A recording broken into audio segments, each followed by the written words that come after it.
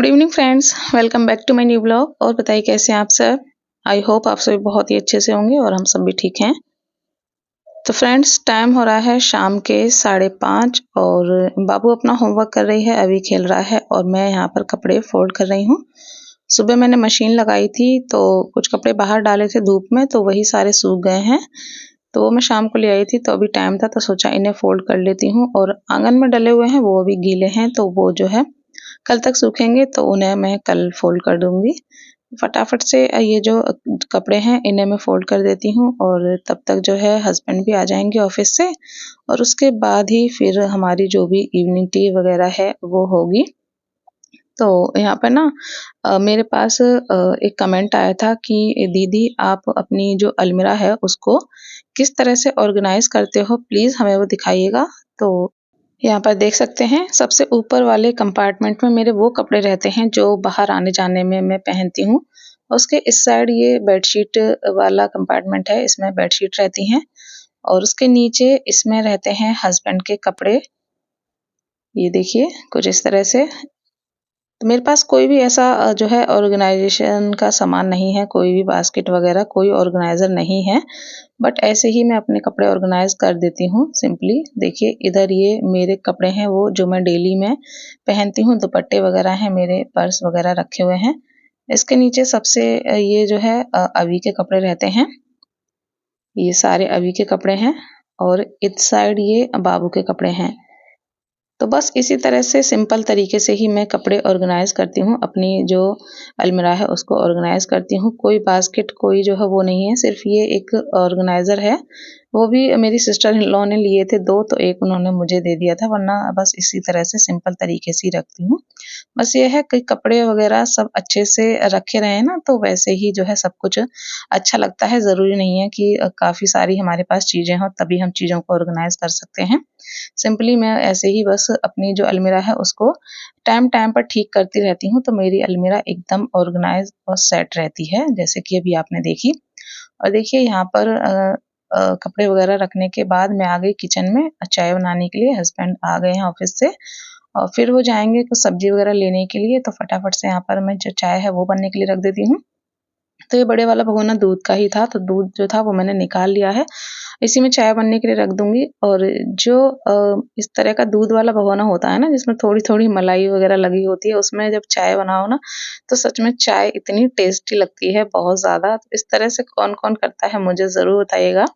मैं मोस्टली इस तरह से करती हूँ कि पिछला दूध जो बचा होता है ना, तो थोड़ा होता है तो उसी में मैं चाय बना लेती हूँ, तो बहुत ही टेस्टी चाय लगती है।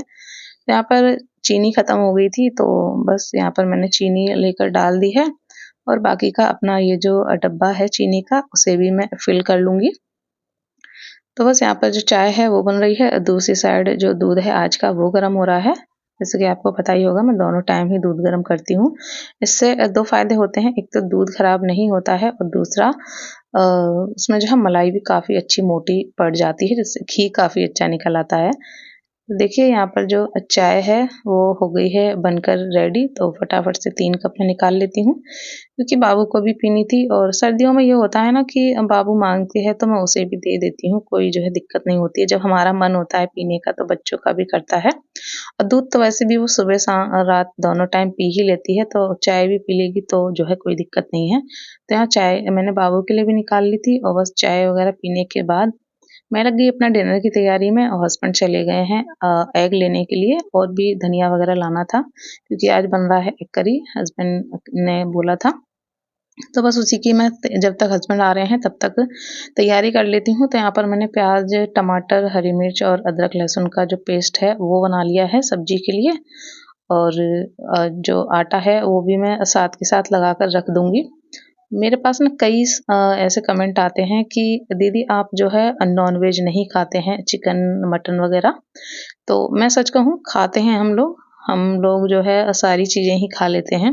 बट स्पेशली आपने जो है एग बनता ही देखा होगा मेरे घर में, क्योंकि जो चिकन, मटन वगैरह है ना ये हम बहुत ही कम खाते हैं बट बहुत कम, ऐसा नहीं है कि हफ्ते में 2 हफ्ते में होना ही चाहिए।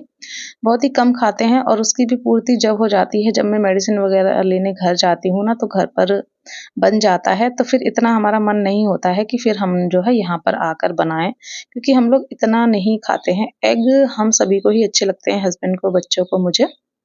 तो एग ही आपने अब तक मेरे व्लॉग में देखा होगा, कभी भी मटन चिकन वगैरह नहीं देखा होगा, क्योंकि ये खा लेते हैं बट बहुत कम जो है खाते हैं। तो यही रीज़न है।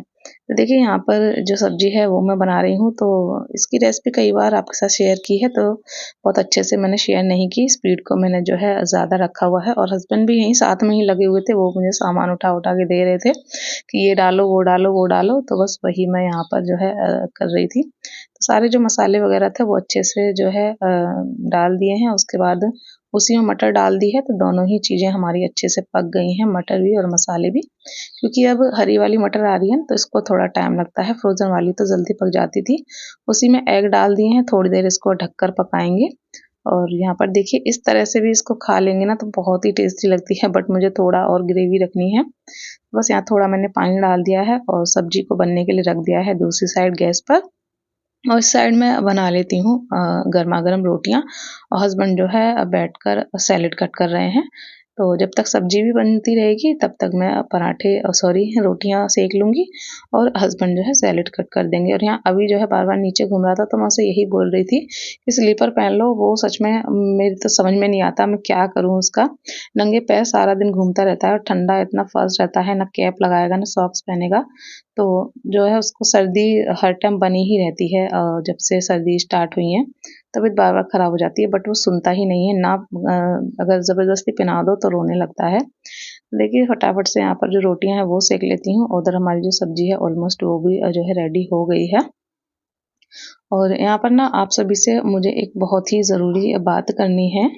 आप लोग 2-4 दिन से नोटिस कर रहे होंगे कि मेरा जो सेकंड वाला चैनल है, सत्या लाइफ़स्टाइल एंड व्लॉग्स, उस पर जो है मेरी शॉर्ट्स वीडियोज़ या फिर कुकिंग की वीडियोज़ आपको देखने को मिल रही होंगी, अगर आपने नोटिस किया होगा तो। तो देखिए वैसे मैंने आपसे कहा था कि उस चैनल पर जो है अब व्लॉग नहीं आएँगे, इसी चैनल पर मेरे व्लॉग, शॉर्ट्स जो भी वीडियो हैं, जो भी व्लॉग है मेरे इसी चैनल पर आएँगे। बट मुझे ना थोड़ा ये टेंशन हो रही थी, क्योंकि मेरे दोनों ही जो चैनल का मोनेटाइजेशन है ना वो एक ही है। तो मुझे ये हो रहा था कि अगर उस पर कुछ भी व्लॉग वगैरह नहीं आएँगे, क्योंकि उसका भी मोनेटाइजेशन ऑन है, तो कहीं मोनेटाइजेशन में जो है कोई प्रॉब्लम ना हो जाए जब लंबे टाइम तक उसमें व्लॉग वगैरह नहीं आएँगे। देखिए अलग से तो मेरे पास इतना कुछ टाइम है नहीं, ना ही इतना कुछ मेरे पास कंटेंट है, ना ही मैं इतना कहीं बाहर जाती हूँ, ना फैमिली के साथ रहती हूँ, कुछ मतलब ऐसा ज़्यादा है नहीं। एक ही चैनल पर जो है, इसी चैनल पर जैसे-तैसे करके मैं व्लॉग डालती हूँ। तो उस चैनल पर क्या डालूँ कुछ समझ में नहीं आता है, तो फिर मैंने सोचा कि जो भी कुकिंग मैं करती हूँ ना, उसी की शॉर्ट वीडियोज़ और वही कुकिंग की थोड़ी-सी लॉन्ग वीडियोज़ मैं उस पर शेयर कर दिया करूँ। जिससे कि उस पर भी जो है एक रेगुलरिटी बनी रहे कि हाँ वीडियोज़ आती रहें, तो मोनेटाइज़ेशन में जो है कोई दिक्कत ना हो। थोड़ा-सा मुझे बस यही डर लग रहा था। तो इसी वज़ह से मैं उस पे शॉर्ट्स और कुकिंग की वीडियोज़ जो है डालने लगी हूँ 2-4 दिनों से। तो मैं आपको फ़ोर्स नहीं करूँगी कि आप जो है उस चैनल को सब्सक्राइब कीजिए या मेरी वो वीडियोज़ देखिए, क्योंकि एक ही वीडियो को आप कितनी बार देखेंगे। क्योंकि वही कुकिंग मैं इस चैनल पर इन व्लॉग्स में भी शेयर कर देती हूँ। तो बस मैंने सोचा आपको बता दूँ, वरना आप सभी सोच रहे होंगे कि मैं क्या कर रही हूँ, इस पर भी वही चीज़, उस पर भी वही चीज़। तो इस वज़ह से मुझे लगा आपको बता देना चाहिए। तो अगर आप देखना चाहते हैं तो देख सकते हैं, वरना कोई ज़रूरी नहीं है कि आप देखें ही देखें। हाँ, कोई अलग रेसिपी अगर मिलती है तो आप देख सकते हैं। तो ये मुझे जो है आपको बताना ज़रूरी था कि 2-4 दिन से मैंने ये चीज़ स्टार्ट की है, कुकिंग की शॉर्ट वीडियो और कुकिंग की वीडियो मैं उस चैनल पर डालने लगी हूँ। जिससे कि उस चैनल पर वीडियो आती रहें तो मोनेटाइजेशन में कोई दिक्कत ना हो। तो देखिए यहाँ पर मेरे सारे काम हो गए हैं बातों-बातों में, और मैं अपना जो स्किन केयर होता है, फेस वॉश वगैरह कर कर आ गई हूँ, अपना लोशन क्रीम वगैरह लगा ली है, और यहाँ पर ना अभी 10 सवा 10 के आसपास का टाइम हो गया है, और हस्बैंड और बेटी दोनों ही सो गए हैं, बट ये शैतान को देखिए नींद बिल्कुल भी नहीं आ रही है, और ऐसे ही घूम रहा है नीचे नंगे पैर। तो मैंने उसको बैठा दिया है ऊपर। ऊपर बिठाया तो अपनी फरमाइश करने लगा, मुझे ये चाहिए, तो मैं वही पूछ रही थी क्या चाहिए, कभी बोल रहा था ट्रक चाहिए, कभी ट्रैक्टर चाहिए। तो वही मैं उसको निकाल-निकाल कर दे रही थी कि आखिर इसको चाहिए क्या, तो फाइनली उसको ये वाली अपनी कार चाहिए थी, तो वो मैंने दे दी। और टाइम देखिए 10:15 का टाइम हो रहा है घड़ी में, जैसे कि आपको बताया, और इसको अभी कहीं नींद नहीं है। यही होता है मेरा, दिन में भी सच में इतने सारे काम होते हैं और रात में भी मैं टाइम से सो नहीं पाती हूँ। तो मेरा तो यही है, ना दिन में चैन है ना रात में जो है चैन है। मुझे जो है आराम से 11 बज जाते हैं डेली सोने के लिए, कभी-कभी उससे ऊपर भी हो जाता है, क्योंकि ये दिन में सो लेता है ना तो फिर ये नाइट में नहीं सोता है। दिन में भी नींद आ जाती है इसको, तो फिर मुझे ये लगता है कि चलो सो रहा है तो सो जाने दो, ठंड में बच्चा जितना दुबका रहे उतना अच्छा है। बट रात में वो मेरे लिए ही परेशानी होती है, पर अब क्या करें मेरा ही क्या, मुझे लगता है हर हाउसवाइफ का यही होता होगा जिनके घर में छोटे बच्चे होते होंगे। तो चलिए कोई नहीं, मेरे को तो आदत हो गई है, बट ये है कि थोड़ा जो है आराम नहीं मिल पाता है, तो शरीर शरीर को भी थोड़ी थकान हो जाती है। तो बस यहाँ बैठकर मैं अपना जो है जो सीरम होता है वो लगा रही थी अपने बालों में। जैसे कि आपको पता ही है बालों की भी मेडिसिन चलती है, वो लगाने के बाद मैं चली गई, दूध वगैरह रखूंगी, फिर करेंगे आराम। तो चलिए ब्लॉग को करते हैं एंड, मिलेंगे नेक्स्ट ब्लॉग में। Bye bye, take care, good night.